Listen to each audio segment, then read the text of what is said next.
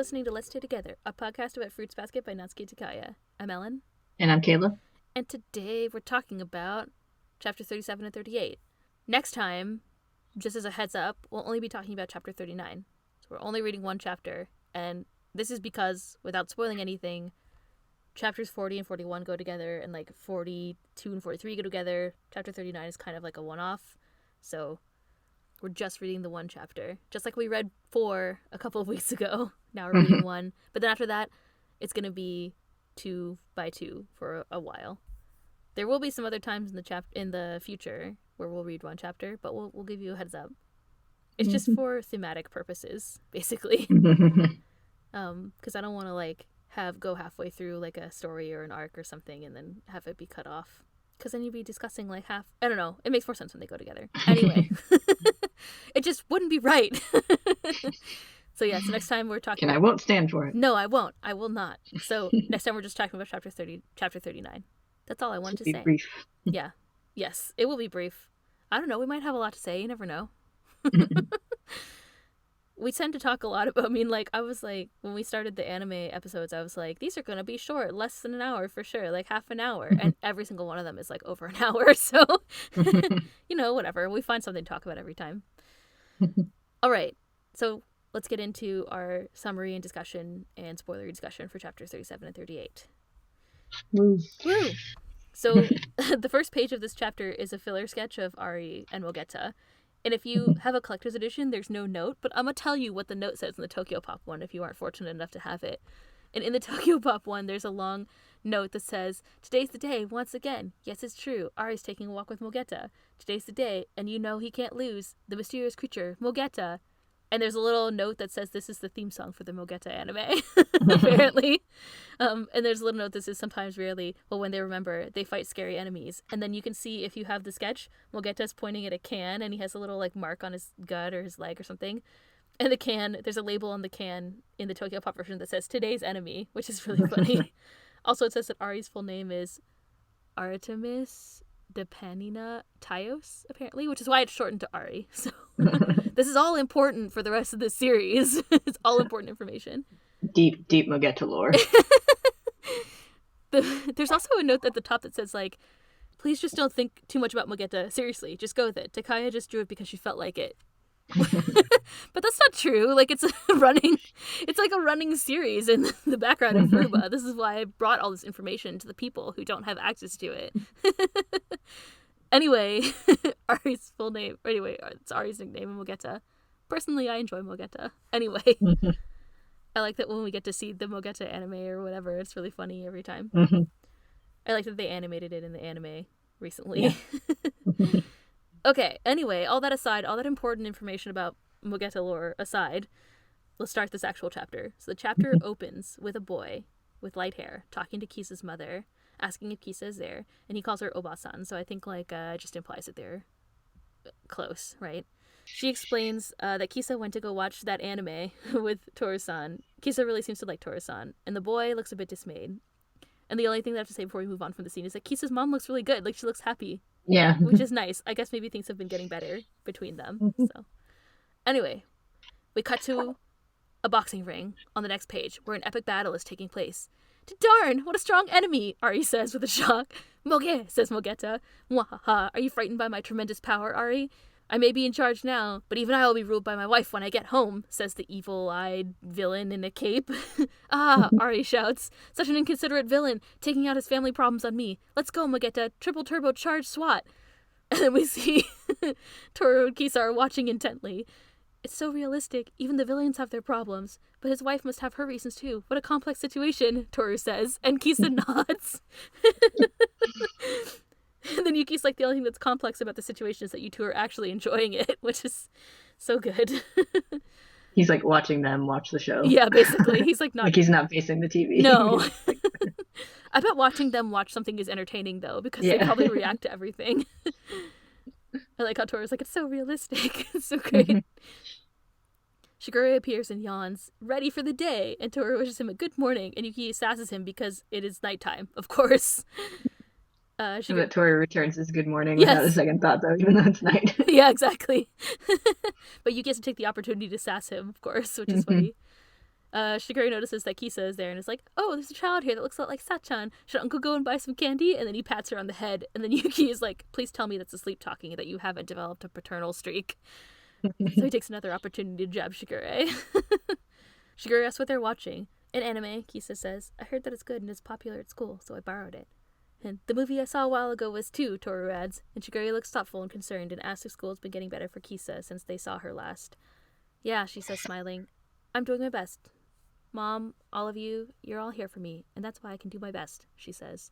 And then there's a silent ghosty panel, which is adorable, because normally they're usually, like, drawn when people are shocked, but in this case, I think they're just, like, silently contemplating how fucking adorable Kisa is. And Toru then lunges at her and gives her a big hug and says, I love you. So many hearts, Shigure says, breaking the fourth wall to accommodate all of the cuteness. And Shigure and Yuki smile. It's so cute. Every time Toru hugs Kisa, I'm like, yes. At that moment, Kyo returns and Toru welcomes him home, and he notices Kisa is there and is like, what, you're really staying the night, runt? And then Yuki's like, why don't you try being more polite? And Kyo's like, shut up, I do what I want. It's her choice if she wants to be afraid of me. She's just like another person. He's like, every time I come home. I can't deal with this anymore. Yes, exactly. She's just nervous, Toru says. And she's carrying like a pot or something to give food to Kyo or something. Kyo suddenly looks shocked. He asks, you've healed? And she says, your wound, the one I gave you? Yes, it's all gone, Toru says in a bubbly speech bubble. Any scars, he asks. None whatsoever, she says, just as bubbly. Kyo smiles and then he smooths back his hair, looking relieved. I see, I'm glad, he says. I mean, not that I'm trying to get out of taking responsibility. It's just that if there was a scar, for a girl, that is, forget it. I'm just really sorry, okay? And Toru is surprised, and she says nothing, and then smiles and blushes and clasps her oven-mitt-clad hands together happily. And Kyo blushes too, and he bonks her on the head and is like, what are you smiling about? Adolescence, Shigure says from the kitchen doorway. And then Kyo panic blushes, and Toru is blissfully unaware, of course, that they're being teased. Shigure goes on to say that whoever decided the word for adolescence should be written with the kanji for green and spring was wiser than he knew. But please refrain from hitting on girls in my house, he says, especially literally.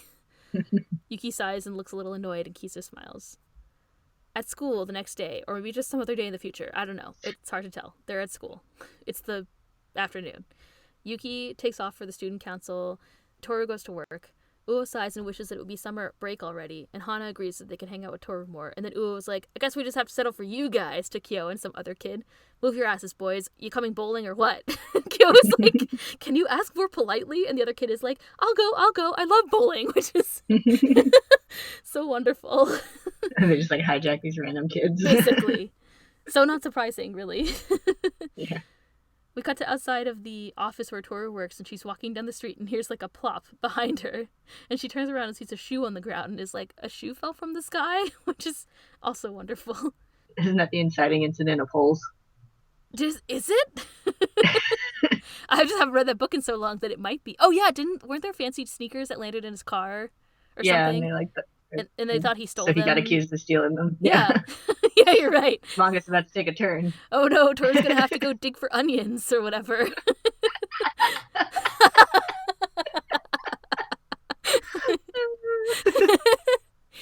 Oh, I made you laugh for real, not with a typo. I'm so proud of myself. A good plot summary of all. She has to dig for onions. What do you think the crossover is of Holes fans and Rumor fans? So to say, now that you've all attended our first episode of our Holes podcast. Yeah, really. Oh, okay. Anyway, that was funny. Didn't expect to be talking about holes today, but whatever. I forgot where I was. A shoe fell from the sky, she says. Hey, Toru hears and looks up, kind of like on this wall behind her. She's surprised, and she sees the boy that we saw earlier who was talking to Kisa's mom. That shoe. Pick it up. He smirks. Pick it up, he says again. And she thinks he's so cute, which is hilarious. Like, no, he's not cute. He's being a dick.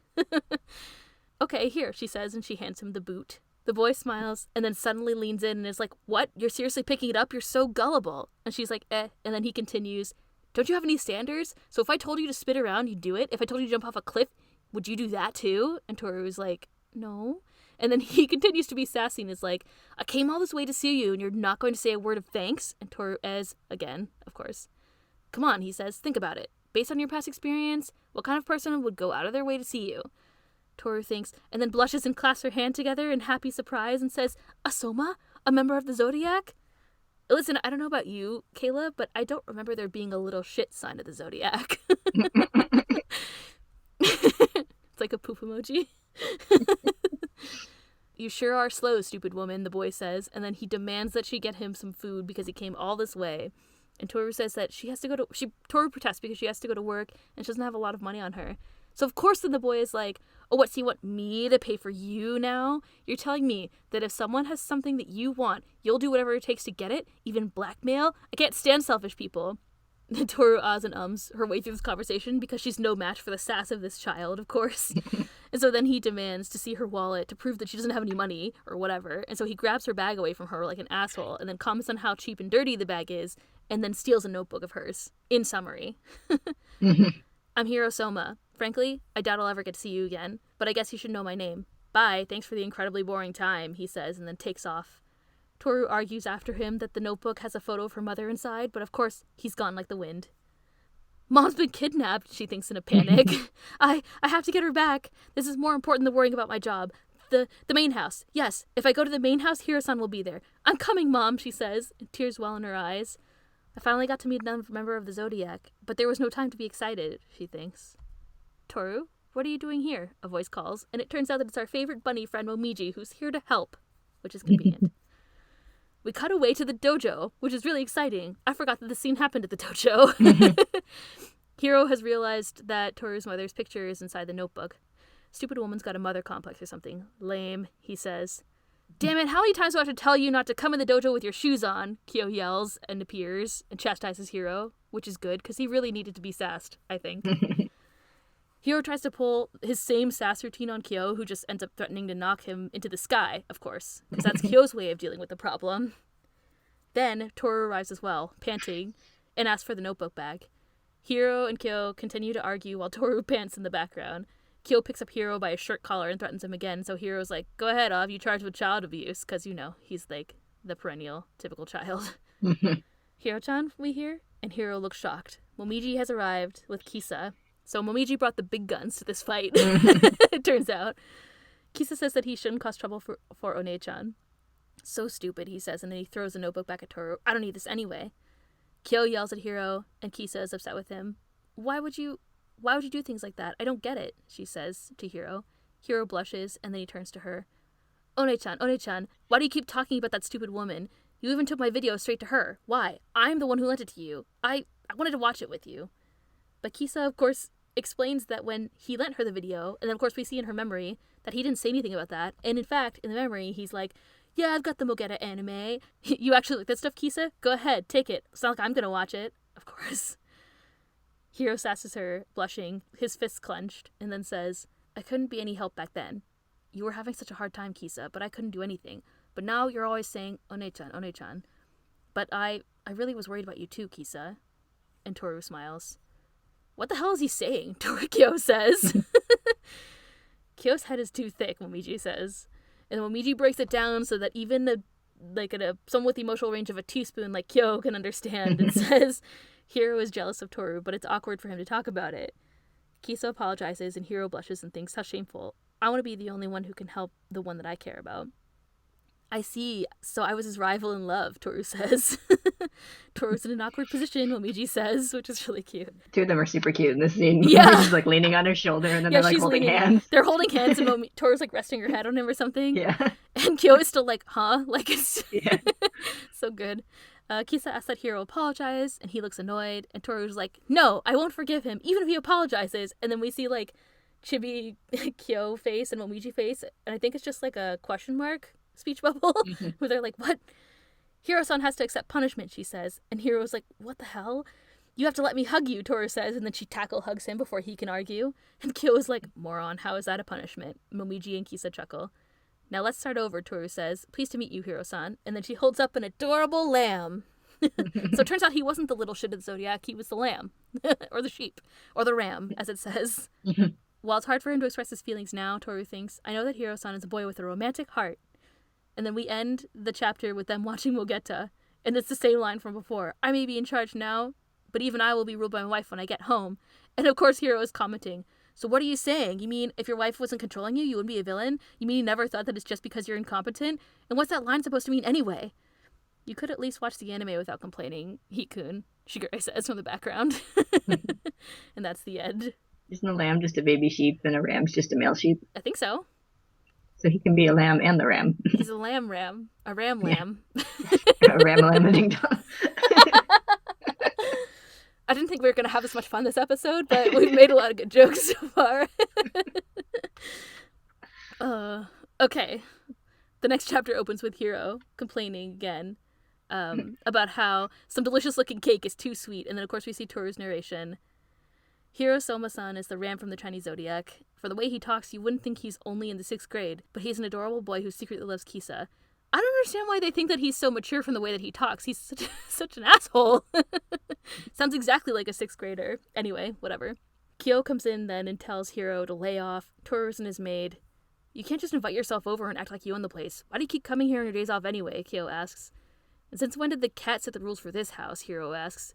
You pay the bills? I can't stand people who do nothing but complain all the time. And Kyo is like, look who's talking. But Shigure comes in and is like, stop, Kyo-kun. Hikun is at a rebellious age. I don't give a damn what age that punk is. If he's gonna hit on people, he can do it at his house, Kyo says.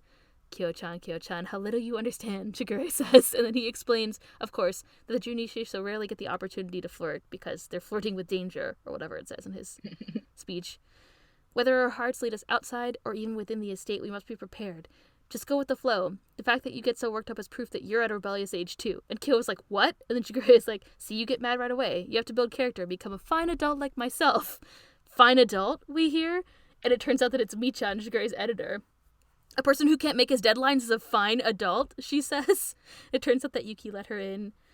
Shigure ushers her off as she continues to cry, and Hiro complains again. Kyo yells, and then Yuki thinks, I didn't think it was possible for this house to get noisier every day.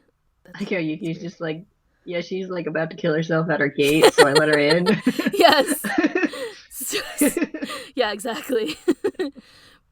Poor Michan. Kisa asks if Hiro hates Toru, or Toru goes to get them some tea. Kisa asks while she's away if Hiro hates Toru, and he says that he doesn't. Kisa asks why he comes then, and then he says it's because Kisa likes her. I want to take you somewhere you'll be happy, he thinks. Kisa says, when I'm with One-chan, I feel warm inside. And Toru returns with tea, and Hiro glares at her and then awkwardly leaves. Kisa apologizes and says that deep down Hiro's a kind person.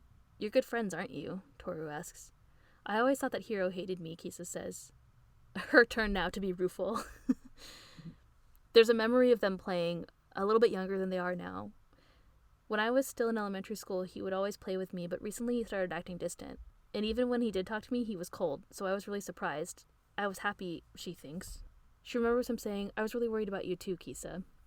I see, Toru says, and then thinks, is this what they mean by a boy's shyness, quote-unquote? She remembers what Shigure said about the Junichi finding love, and looks contemplative. We see Hiro sitting outside on the porch, looking down, fists clenched. Toru's thoughts are overlaid over this, like him sitting outside. But there might be another reason, too. The Junichi have to suffer so much as members of the Zodiac. Feelings that they can't break off. Chaotic feelings. Swirling around inside Hiro-san's small body, there may be something more painful. And then we see Hattori talking to Shigure in their smoking den, which I assume is Hattori's house. Poor Hiro, Hattori says. He hadn't even imagined what would happen when he told Akito about it. He might have been afraid not to. I love Kisa, we see Hiro saying in a memory to Akito. In the end, Hattori says, Akito gave Kisa wounds that took 2 weeks to fully heal. Shigure, taking a drag of a cigarette, says, Akito gave her the old black and blue treatment, huh? Hattori explains that after that, Hiro avoided Kisa, and all of this was when she was just starting to get picked on at school. When the person you love gets hurt because of you, you feel like the most pathetic, worthless person on earth. It's no wonder Hiro didn't want to face her, Shigure says. Hattori smiles, a wry smile, of course.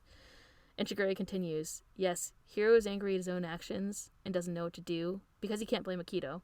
So now he's taking it out on Toru-kun, the irrationality of youth. I'm surprised, Hattori says. Shigure asks, what about? And Hattori says that you didn't know about this. I thought Akito told you everything. Shigure laughs and says, in the end, I can't be trusted either. And then we see Shigure pictured with his evil smile that we haven't seen in quite a while, frankly. Whatever we choose to do, mistakes we make, Akito will be the one to pay for it in the end, he says. You're so childish, Tori says. Yep, Shigure replies, a real brat through and through. And you're ever the adult, Hasan. And Tori is like, not hardly. And then Shigure's like, so Aya is? And then there's a little panel of Ayame saying, because I'm the king. Are these in the corner going, ha ha ha? Yeah, exactly. I'm like, are these three the only choices that we have? Akito's anger, Tori says. I'm worried that she'll have to face it. Yeah, it would be terrible if she went through the same thing as Rin, Shigure says. But she'll be out of the hospital soon, right? Yeah, Hattori says. So then Hakun can rest a little more easily. You know, Shigure continues, as Hattori leans back, we really suck at this business of falling in love with someone and taking care of them, he thinks. Another day, another visit from the brat. So we transition to outside of school, another day in the future. Toru finds Hiro. A smaller brat. Yes. Shigure just called himself a brat. A good point. Toru's constantly dealing with him as a brat, I guess. Yeah. Outside of school, sometime in the future, Toru finds Hiro and Kisa outside. And of course, Hiro demands that she take them somewhere, and then pulls his usual long complaint and sass routine that he normally does. And some other high school kids walk by, and they talk about how conceited he's being and that Toru should tell him off. Hiro says they're right. I really am conceited. I'm so sorry for being conceited. I'll be good now. I promise. Please don't get mad at me, he says. He looks directly at the kids who are in earshot and says, if I were to say that, would you be happy? And then Takaya blesses us with another classic awkward silence panel. Ghosty panel. The two kids think, I want to punch him. I want to wring his neck. While Hiro cheerfully says bye-bye and they take off. I thought that scene was funny. I totally forgot that it happened. Toru ends up taking to the park, which Hiro sasses her about, of course. But then Toru explains that she doesn't have very much money, and so he quote-unquote forgives her, of course. It turns out there's a crepe stand, so Toru goes to get them crepes like a sweet person. And Kisa can't decide what flavor she wants, and so Toru says that she'll get both and share. And Hiro watches the exchange. Or maybe it's Hiro who says that he can't decide. One of them can't decide. Toru goes to get the crepes, and then it turns out that Hiro follows her, and he kicks her from behind, and Toru is like, ah! He says that he'll pay for Kisa's, and that she has to pay for hers. Which I guess is a step in the right direction, at least, you little punk child. I don't get it, Hiro says. Why couldn't I do what someone as ditzy as you could do? And Toru has a question mark where a speech bubble should be. And then Hiro goes on his usual way of talking and then is like, what? You think you're so great? You can make any worries anyone has go away? You think you can erase pain or sadness? You think you can save people? I'm not that important, Toru says, finally being able to get a word in. When you act so humble all the time, it comes off as pathetic, so give it a rest, he says. And then she's like, okay. Hiro blushes and thinks, I wonder if it had been her in my position, would she have done better protecting Kisa? I love Kisa. I wanted to be free to act on my feelings and wanted that person to understand, but Hiro remembers the past talking to Kisa. Kisa is in a bed or like a hospital bed. There's a bandage on her face. And in his memory, she says, I really don't know why, but Akito-san was really mad. Was it something I did? It wasn't fair, Hiro thinks. I got Kisa hurt so badly, but I couldn't tell her anything, and I couldn't bring it up again with that person. So I distanced myself, like I was running away. I knew she was being teased, but I couldn't do anything, and I still think I love Kisa. It's not fair of me. Why am I so childish, he says out loud, surprising Toru, and he looks angry and kind of upset with himself. I can't do anything, I'm just a kid. I'm even jealous of the girl who showed up out of nowhere. I'm pathetic. I hate myself so much I could die. Not like this. I don't want it to be like this. I want to be a much better grown-up, he thinks. Hiro-san, you are amazing, Toru says.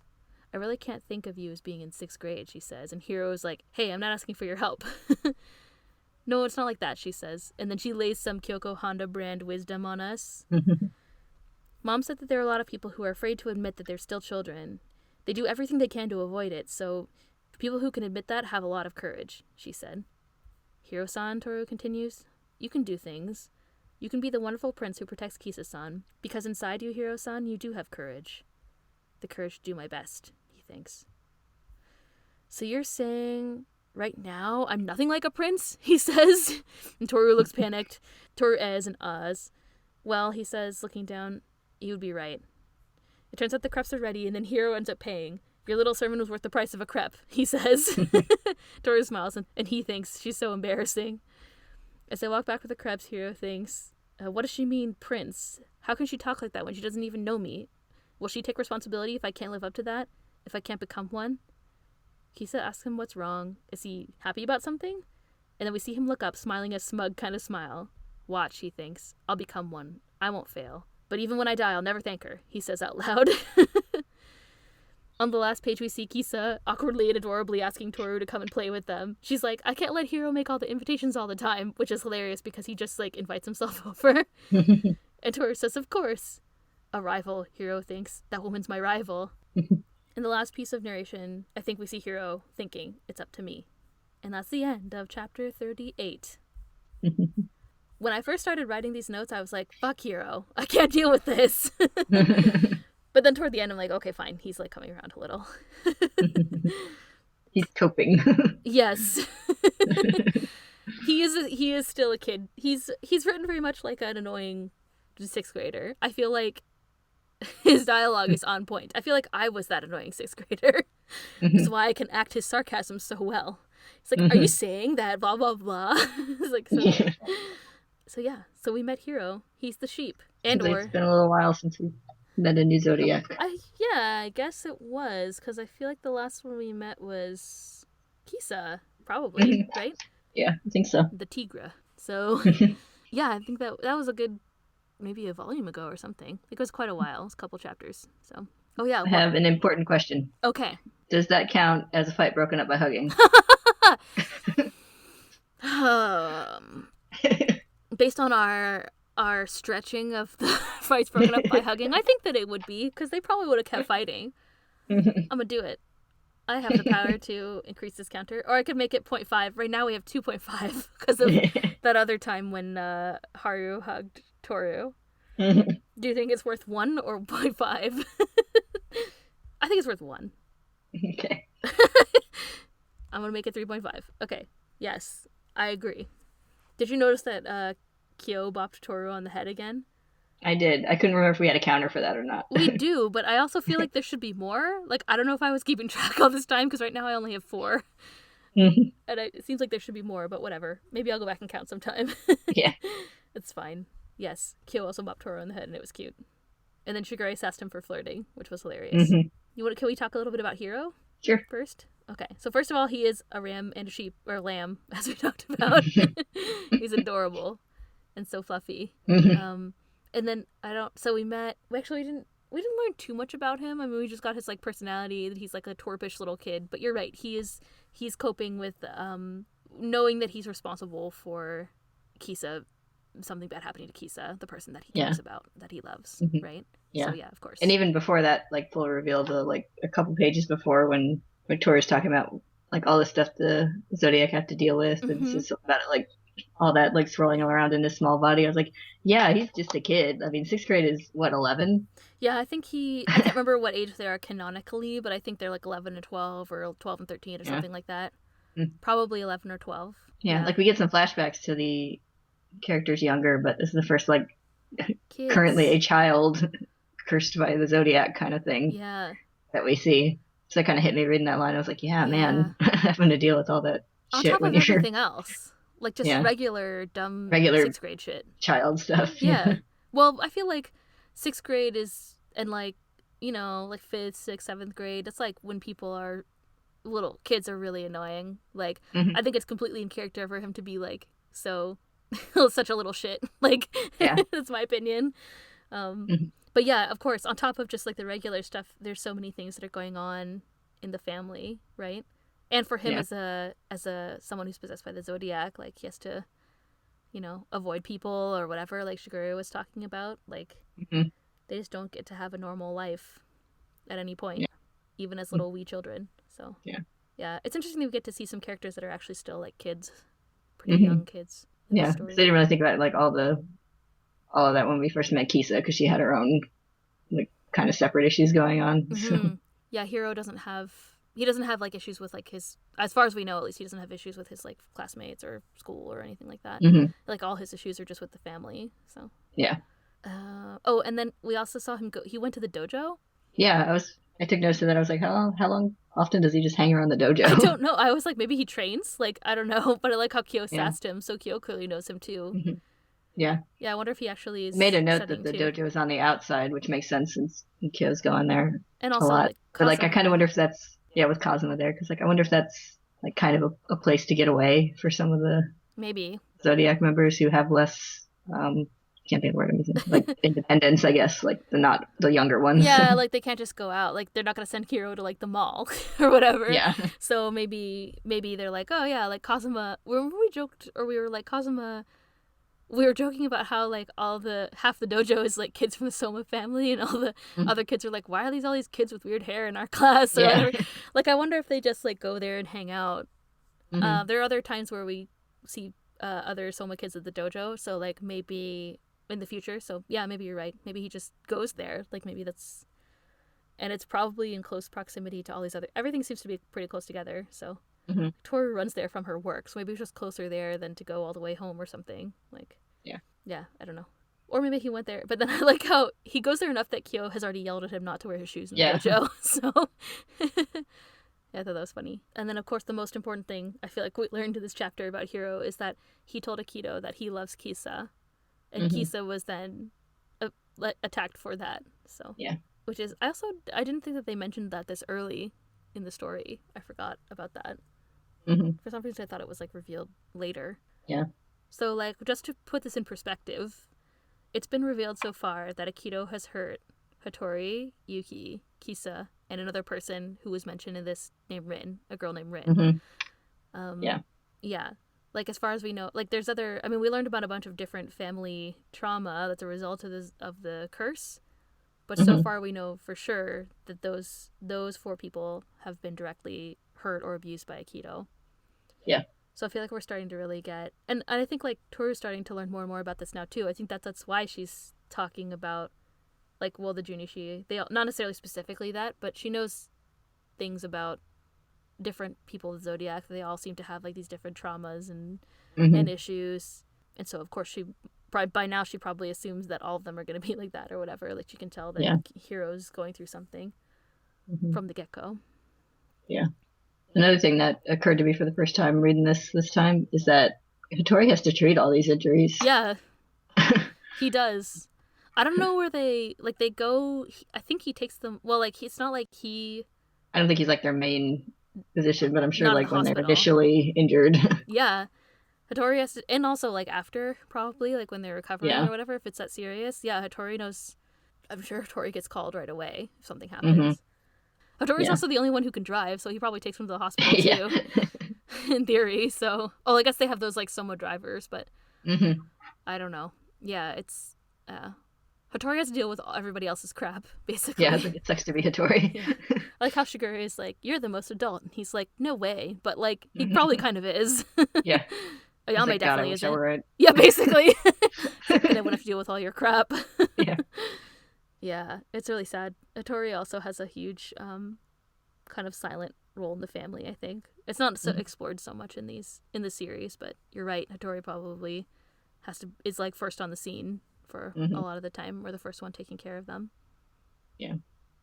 And I like the kind of parallel with Hattori and Hiro, where he obviously empathized with Hiro's perspective of like being responsible for someone you love being hurt and the like not being able to blame Akito. Yeah. I thought it was actually Hattori who said that line, and I looked at the speech bubble really closely, and I think it's pointing to Shigure. So yeah, Shigure is the one who's like, well, like it sucks when someone you love gets hurt because of you or whatever, and it's like you would know. But Hattori, of course, smiles. But I mean, like he has the line where he says like Hiro's angry at his own actions and doesn't know what to do because he can't blame Akito. Yeah, of course. Obviously knows that from firsthand experience. Yeah, we've heard that before, and we heard it from other people. So yeah, I'm sure they relate. I thought it was interesting how in their conversation, Hattori was like, "Oh, you didn't know? I'm surprised you didn't know. I thought Akito told you everything," which is interesting.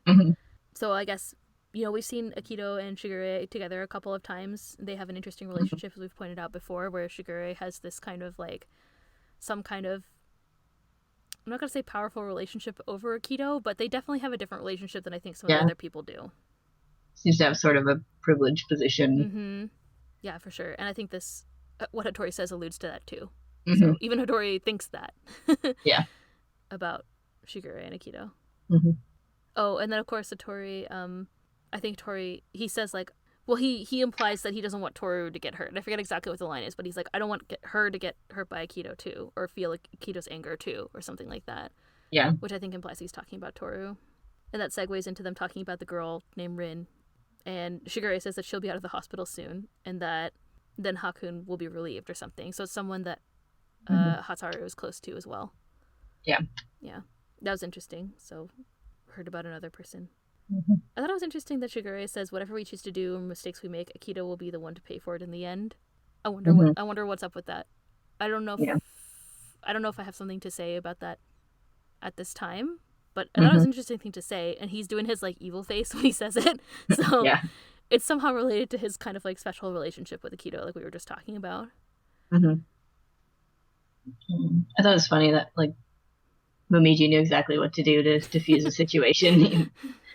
Like, he seems to have pretty strong awareness of the members of his weird family. Yeah. Yes, that's a good way to put it.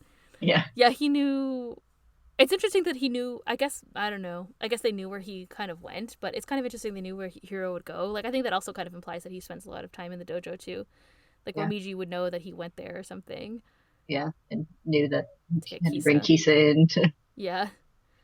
I think Momiji's an empathetic... Yeah, and like, when Hiro's like, oh, it's the rabbit's doing, and Momiji just, like, sticks his tongue out. Yeah. Yeah, that's also funny. And, of course, Kyo's not going to get anywhere with Hiro, because it's, like, the unstoppable force and the immovable object. Yeah. And then Toru is, like, the pushover, so... Yeah, of course, they're not going to get anywhere. I also noticed that Toru is wearing her ribbon from Yuki again. Oh, yay! Cute. I didn't notice that, but that's cute. A detail that pops up every now and then. Yeah, it's nice. Was she just wearing it as a single ribbon? This is not that important, but... Yeah, she's just got it, like, tying her hair back. You can tell it's that one because it's got the little frills on the edge. Yeah. Oh, yeah, you're right. She was all set to have a normal, fun day, and her mom got kidnapped right from under her nose. It is interesting that she refers to her as being, like, kidnapped. I think that is something I wanted to comment on. Again, like... Yeah, and she says, like, getting the picture back is more important than work. Yeah, that was also interesting. Yeah.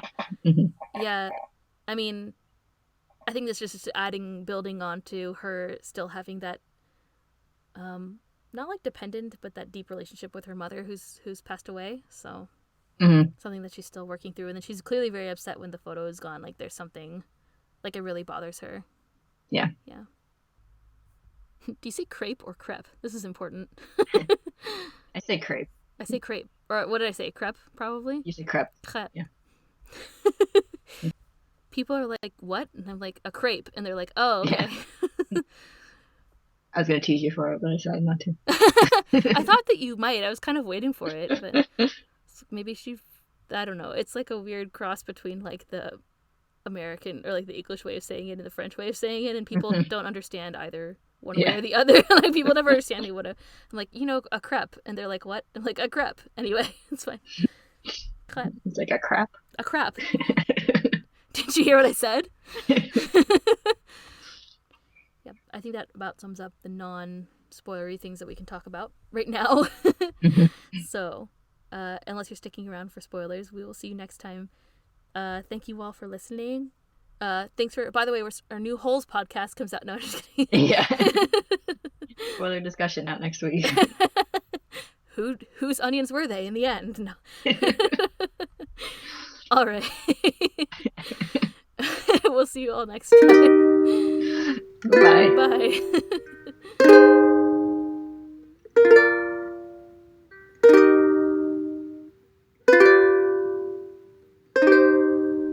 We're back to talk about spoilers. Also, just so you know, my battery has like 13%, so I need to have this on the double. And I forgot to bring my charger this time like an idiot. It was a Toru kind of night for me. Listen. Well, I'll start with the most important spoiler. Rin. I was like, wow, they mentioned Rin really early. Yeah, I forgot she was mentioned this didn't realize that. I forgot this whole scene existed, really. Like, I didn't remember how they revealed... Like, I knew that they talked about Kisa being attacked by Akito, but I didn't realize how they revealed it. Like, I didn't remember how that was revealed in the manga exactly. In the anime, it's different because you just see her get, like, slapped by Akito or something. But then I was thinking about it when I was reading what Hattori said, and I was like, it doesn't seem like a slap would take 2 weeks to heal, so... Yeah. I'm sure it's implied that there's more done to her in the manga. So yeah, remember we talked about before that in the spoiler section before that we were trying to figure out if Kisa was being bullied around the same time as if she was like abused by Akito first or if it was later, and so this has confirmed that, which is good. Yeah. So we got our story straight. Yep. And you were right. Yeah, she's beaten up by Akito, and then Hiro withdrew, and then she started getting teased, and so she didn't have her friend anymore. Exactly. Yeah, she didn't have anybody to go to anymore, which is really sad. And so she withdrew. That is indeed the most important spoiler. And they were like, I don't want what happened to Rin to happen to her. It's like, yeah, nobody wants that. This is and they said, oh, she's gonna get out of the hospital soon. Like, holy shit. This is the time when Akito pushed her out the window, right? I think so, yeah. Okay. I was like, oh, that's happening now? Like, oh no. Yeah. Oh, which kind of might feed into some of Haru's whole thing where he's talking about like worrying about people being his personality. Yeah, I wonder. In recent chapters, but yeah. Yeah, I wonder. Well, I don't know if even Yuki knows about that. I think Yuki was the one who was like, oh, he was worried about people. No, but I think, but him saying that, like, yeah, I think he might be kind of extending his worry at the moment because he's currently worrying a lot about Rin. I'm sure. Like, if that was the same time frame, like that was only last last two chapters, right? So yeah, it's no. I guess it was the two before because the last two was Yame, right? They went to the shop, but whatever. It's like right before that, right after the cat. So it's probably around the same time. So Haru's probably like, "What the fuck? What the fuck? What do I do?" Yeah. Like everything's falling apart. Rin's hurt. Yuki's sad. Hiro's being a dick. Yeah. I didn't realize those things all happened around the same time. So it's interesting to see. I joked about Hiro being a little shit. Which he was, I strongly feel, for most of this episode, but I can't wait for him to get older and be like nicer at the end of the series. Like he's a character that I really like a lot, actually. Yeah, even like just by the time of the beach episodes, he's much more tolerable. The only thing that he does that's not very tolerable is that he sasses Toru about her mom, but I mean, he kind of needs that for development, so he has to be that guy. And I think it's interesting how, so like at this point, Kisa doesn't know. Well, maybe she like has an inkling of how he feels about her, but I don't think he hasn't actually said how he feels about her, right? No. Okay, not to her, just to Akito. Yeah. I also forgot that this conversation happened between Hattori and Shigure. I think I might have said that before. So, but like it's that conversation is super interesting. I was like pages and pages of Hiro complaining dialogue, and then I got to there, and I was like, whoa, what is this? I thought there were some interesting like revelations about Shigure and Akito's relationship that we sort of alluded to in a non-spoilery way. But yeah, it was kind of interesting how Hattori is like, oh, Akito tells you everything. Like he assumes that they have a really close relationship, and I wonder if there's something to be said for that. I really don't know how to interpret that. Whatever we choose to do, mistakes we make, Akito will be the one to pay for it in the end. I wonder what's up with that. I guess maybe it's just supposed to allude to their bond, but it's not very clear. Yeah, I think it might be just alluding to like that Akito's just making everything worse for herself. Yeah, maybe that's true. Her like desperation to keep everyone close, just driving them all away. Yeah, driving them to people who actually care about them and love them. Yeah, I mean, I guess Akito cares about them, but just in a way, very messed up way. Yeah, exactly. Yeah. That's interesting. That conversation ended with Shigure saying, like, we all really suck at this. Talking about, like loving people. Yeah. Yeah. I thought that was interesting, too. I was like, that's cool. It's an interesting thing to say. Did you have any other spoilery things to say? Just a couple, like, tiny things. Okay. Like when Kyo and Toru are doing their little thing, and you see, like, Kisa kind of watching them and smiling afterward. It kind of made me think of the later bit when she, like... like wants to get to know Kyo because Toru likes him and it's like, oh, he's really nice. He can be nice. He's just like purposely mean to her. He's like, oh, what, you staying over here, runt? And Yuki is like, what the? Even Yuki's like, what the hell, man? Like, I think he's just really tired of coming home and finding people in his dining room. Probably. He's like, there are already too many people. I like how Yuki was like, I didn't think this house could get any louder, or whatever he says. That was really funny. Poor Yuki and Kyo. They just want to be quiet. They want things to be quiet. They want to fly under the radar, and there's fucking people visiting them all the time. being loud, trying to hang themselves on their gates. Yes, arguing. Trying to slit their wrists on their front door. The box cutter. With a box cutter. Breaking their walls. Yeah, it's always chaos.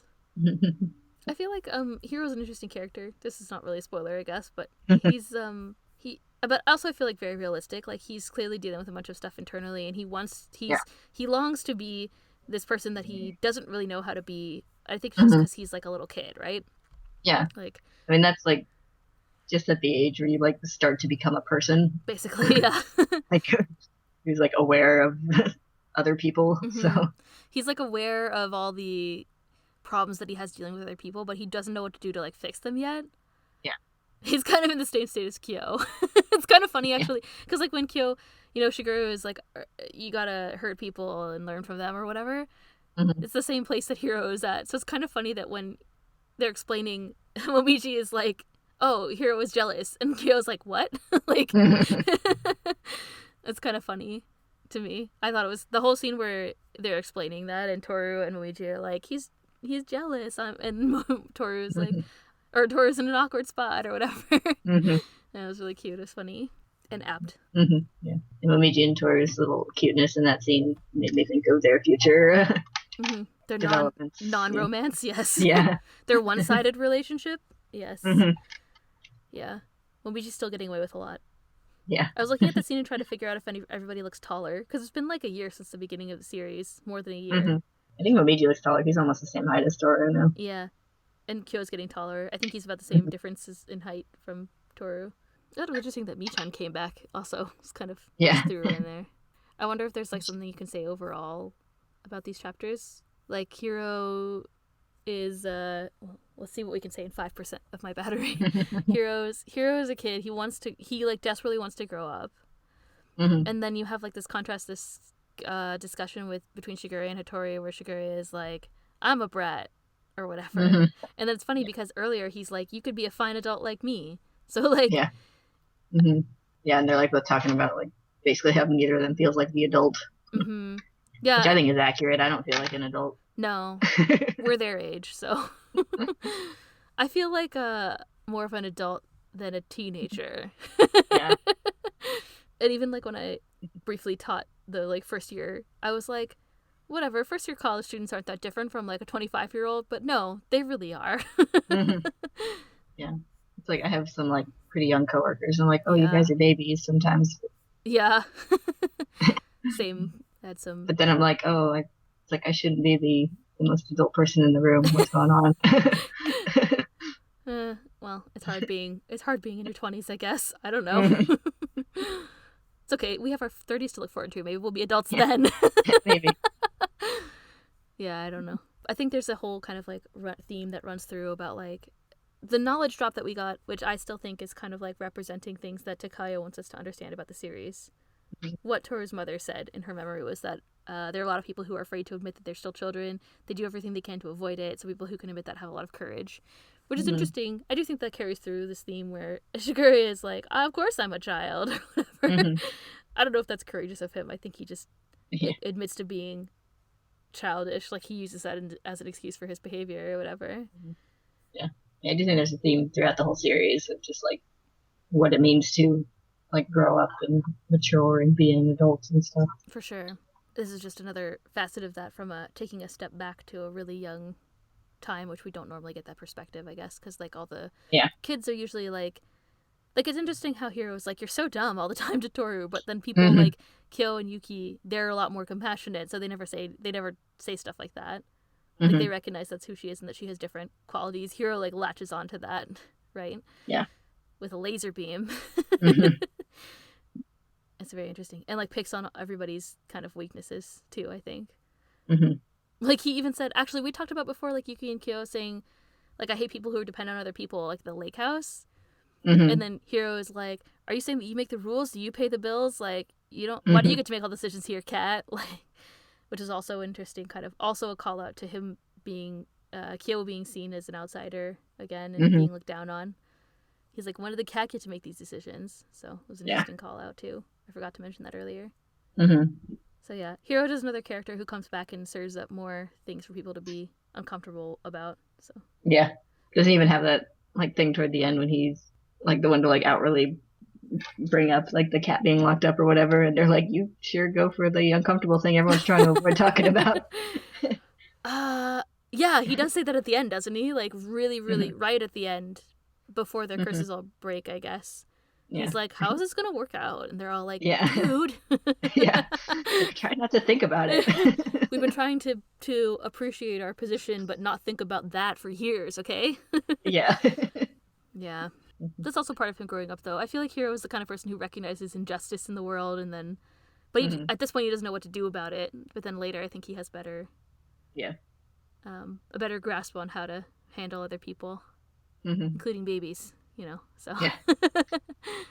Mm-hmm. it's really interesting. I'm just excited to see his development from being such an annoying character to the Mm-hmm. kind of really kind and caring and empathetic teen that he becomes later. So Mm-hmm. okay, is there any other spoilery things that you'd like to say? I don't think so. Okay, good, because I have 2% battery, so we have to go. Okay, thank you all for listening. Thank you so much for listening through all our Mm-hmm. rambling and meandering of topics. Talking about holes. Yeah, talking about holes. Sorry. Last week it was before it was nads, now it's holes. I was gonna say, I said something like our podcast is about holes, or we kept saying stuff about holes, and I was like, you could probably make a joke out of that, and then I just moved on. Mm-hmm. Okay, thank you all for listening, and please continue to send us asks and stuff. It's really nice. I enjoy them, so I really appreciate it. Anyway, I have literally 1% battery left, so so I'm gonna go now. Okay. Okay, bye. Bye.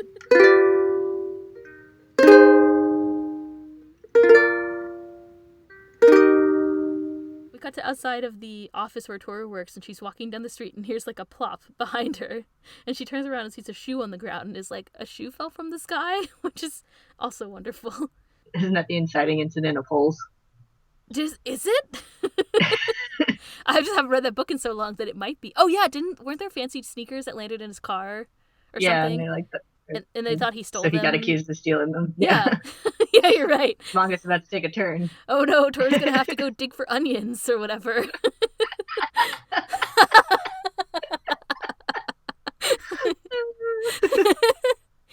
Oh, I made you laugh for real, not with a typo. I'm so proud of myself.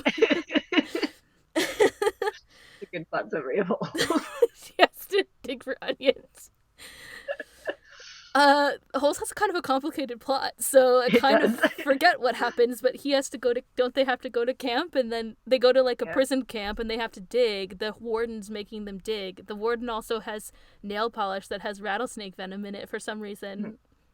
And they have to dig and dig and dig, and then somehow him and that other kid end up escaping, and then, aren't they like tied together or some shit? And then they end up like climbing up they get stuck out in the desert, and they find like a bunch of pickled onions, and so then they live off pickled onions, and they somehow make it back to camp. Didn't they find, I don't know, whatever. Was that the treasure that she wanted or something? I forget. Anyway, the point is everything's fine in the end. And then doesn't the dad make the non-smelly, the shoe deodorizer with the onion? Yes. Whew, I remembered something from 6th grade. I can't do math, but I can remember story summaries. Is that what happened? That's what I remember. It's the whole I missed the actual section. Yeah, the flashback is just like the teacher and the was he like he was African American, right? Or am I not remembering that right? Huh? I can fix that. Right. And what he really meant was, I love you. I mean, yeah. What do you think the crossover is of Holes fans and Rumor fans? So to say, now that you've all attended our first episode of our Holes podcast. Yeah, really. Yeah, that's the summary for the kickoff. Oh, okay. Anyway, that was funny. Didn't expect to be talking about holes today, but whatever.